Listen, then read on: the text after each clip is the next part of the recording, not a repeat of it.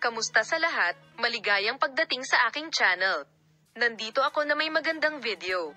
Ang mga bagong larawan ay nagmula kay sila Turkeglu at Halil Ibrahim.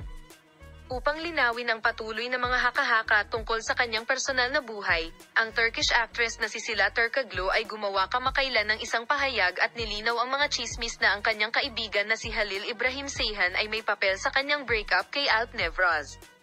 Malinaw na sinabi ni Turkeglu ang sumusunod sa kanyang pahayag upang direktang matugunan ang isyu at ibahagi ang kanyang pananaw sa isyu sa social media. Gusto kong sabihin ng malinaw na walang sinuman ang may kapangyarihang paghiwalayin o pagsamasamahin ng isang tao laban sa kanyang sariling kagustuhan. Walang papel si Halil Ibrahim Ceyhan sa aming desisyon na makipaghiwalay sa Alp Nevraz.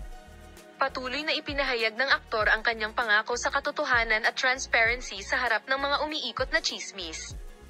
Bagamat tinanggihan niya ang pag-aangkin na direktang kasangkot siya sa relasyon ni Ceyhan kay Nevraz, kinilala ni Turkeglu ang mga paghihirap na lumitaw sa panahong ito. Taos-puso niyang sinabi ito. Ang mga problemang kinakaharap namin ni Alp ay personal at umiral na bago pa man magkaroon ng anumang panlabas na salik.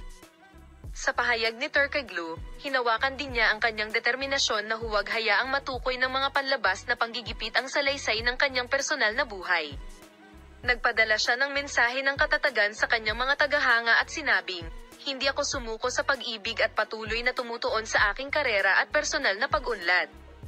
Tinapos ng aktor ang kanyang pahayag sa pamamagitan ng pagpapahayag ng kanyang pasasalamat sa suportang natanggap niya mula sa kanyang mga tagahanga at publiko. Salamat sa lahat ng nanonood ng aking video.